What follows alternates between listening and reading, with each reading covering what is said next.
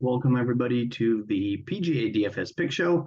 I am your host, John McNutt. You can find me on socials at JohnCole19 here for Fantasy Sports Insight.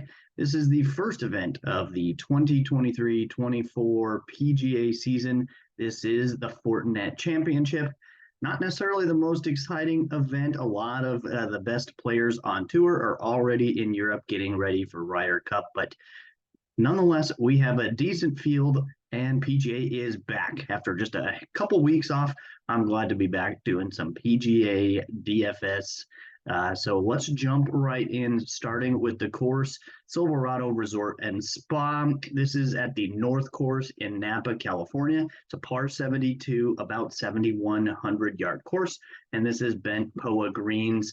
The course has been rerouted. So if you look at last year's 1 through 18, it is not the same at all. Lots and lots of changes there. The course itself is, for the most part, the same as far as length and the holes themselves, but they have been reordered. So take a look there if that concerns you at all. It doesn't really change anything as far as my research goes. The only thing would be maybe on a showdown slate, trying to look at playing guys starting on the back nine versus the front nine, something like that. But otherwise, not going to put too much emphasis on that.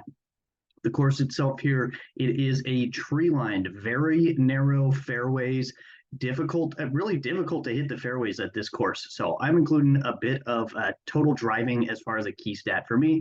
That is a combination of distance and accuracy. If you look at past results, long hitters can have an advantage here, but it is not absolutely critical. And also good putters and bad putters have had success at this course. So a combination there.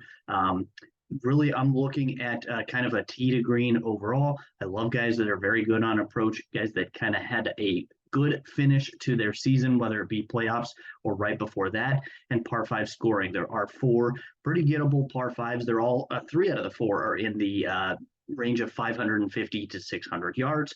And as far as par fours, there's a whole bunch of them at the 400 to 450 yard mark, if you want to include that in your modeling also.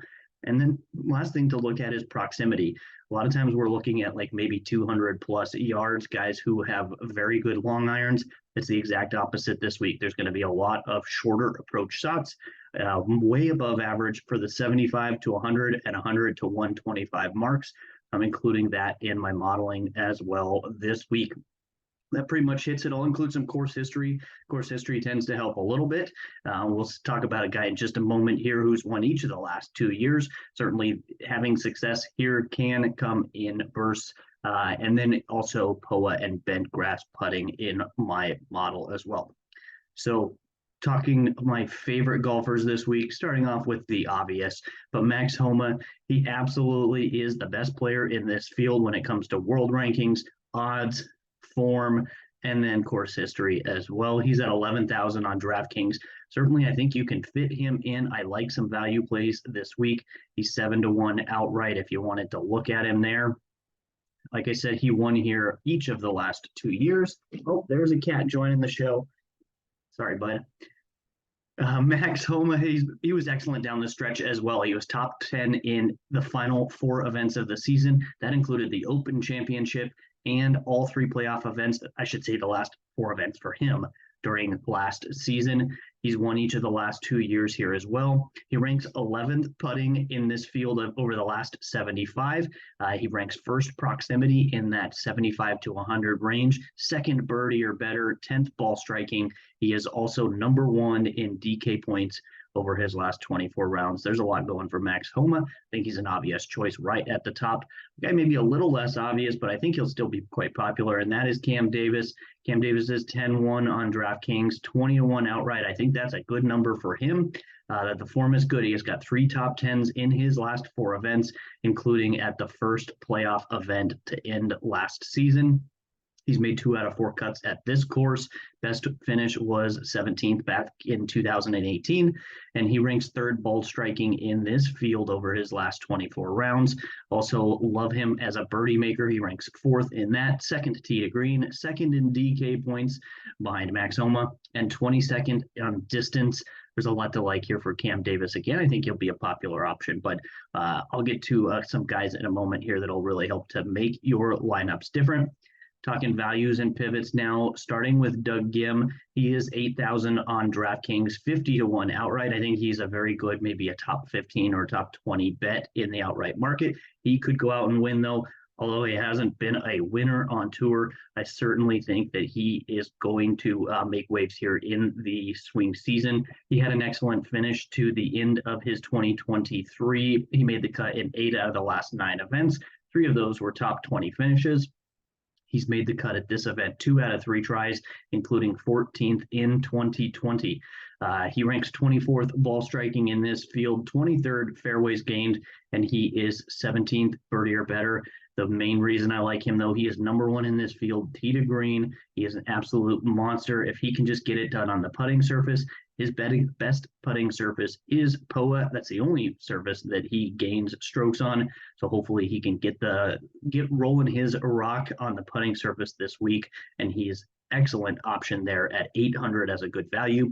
Couple guys, one more that he's not on this slide, but a great value, Zach Blair. He's only 6,800 on DraftKings. I have him ranked 17th in my model. He's made 5 out of 7 cuts at this course, including 12th last year, 4th in 2019. He's top 5 fairways gained in this field and top 40 ball striking. I think you can slip Zach Blair into a lot of lineups this week as a very cheap value option. As far as pivots go, I'm going to start as a high-end pivot, and that's Beau Hossler. I think the reason people aren't playing Beau Hossler this week is he is 9,300. That's just crazy. He's normally a 7,000 golfer, sometimes even in the 6K range, but paying 9,300 is just nuts.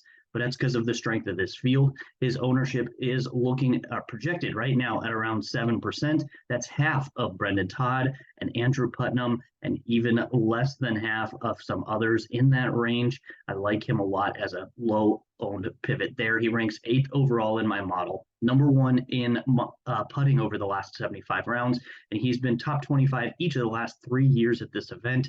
Beau Hossler will look his way to differentiate at the top of the pricing on DraftKings. And a little bit cheaper guy, that's Matt Kuchar. I don't think anybody likes to play Matt Kuchar these days. He has not had an excellent run of it over the last 6 months to a year. He's 8,100 and looking at like maybe 4% ownership. Those projected ownerships all coming from Fantasy National. Really, that at that 4%, that's a fraction of guys like Doug Gim, Streelman, and Mark Hubbard, all much more popular options there. He's 36th. He was 36th here last year and 12th the year before that. I like that for Matt Kuchar for some course history. He is a fairway finder. As we know, he is excellent around the greens. Very good scrambler. I think he absolutely could finish top 25 this year and really, really pay off for a low owned at that 8,000 mark. So that is going to go ahead and do it for this week's show.